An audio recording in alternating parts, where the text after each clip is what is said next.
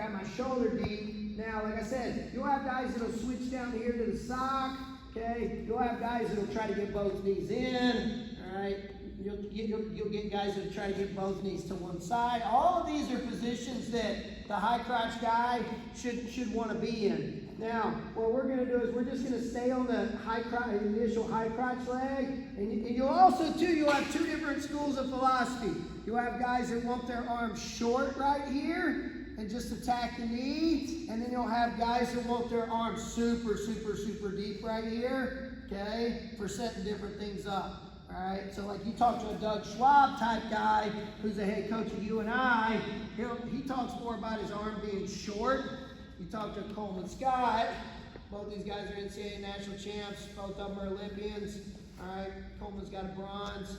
So both of these guys are really good in this position. But if you watch Coleman Scott's NCAA finals match, he's super, super deep right here. The guy sits up, he sits back, boom, right here, cradle. Ends up pinning the guy in NCAA finals. Probably first 30 seconds, minute of the match. I'm not even going to ask if anybody knows who he pinned, all right? But it was pretty cool, all right? And again, that comfort level there and be looking for opens is what we got to pay attention to. Now, getting back to this low straight. Does anybody know who Coleman Scott pinned in the NCAA finals?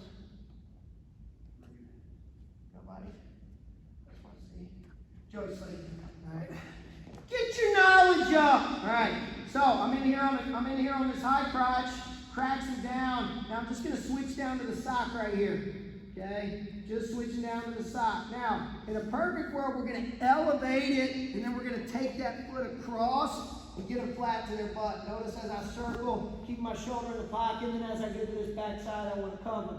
Now, right now, I just want you to switch down to the sock and then just circle and try to cover the legs. And we're going to focus on kind of hitting with this little bit of an elevator. Okay? So right here, my high crotch hand's just going to shift down to the foot. Now, we're just going to circle over the legs. Now, as I circle over the legs right here, we're going to talk about taking this knee right into my chest and taking this top hand and hooking my armpit. Now, as I start to get my hips to the other side, he's going to knee me in the chest. He's going to pull that armpit, and he's going to try to get in a float right here. Now, I'm not just going to stop on my back. I'm going to square up and face him, and then we're going to end up back in that sprawl position. Okay? So we're just basically, I'm in on this crackdown. He starts to circle over my legs. I got armpit. I'm going to post, and I'm going to shift. Kind of scissor my legs. I'm going to knee them in the chest. And I'm trying to bump them to their back right here. Again, they're not going to stop on their back. They're going to roll through. But it'll work for us because we'll square back up and end up sprawling. So he's in on this crack down here. I got my lock every time. I got my lock. Put your right hip down. All right, now he starts to circle over my legs right here. He's starting to get me square in my butt. Go back just a little bit. He's starting to get me flat on my butt right here. When I get flat on my butt, I'm going to let go of my lock, go to the armpit. Okay, I'm going to post behind me. I'm going to knee him in the chest. Boom. Pull everything right here. Now, he's not going to stay here. He's going to keep wrestling, and I'm just going to float back to this sprawl position. Okay? So as he starts to beat me, I'm just going to keep wrestling through it. But I got to understand, as he's circling to his right, he doesn't have a post behind him. So when he doesn't have that post for a half a second, that's where I'm trying to put him back on his hip. Okay? So I'm tough here. I want him out in front. I'm beating him right here as he starts to circle over here. Okay?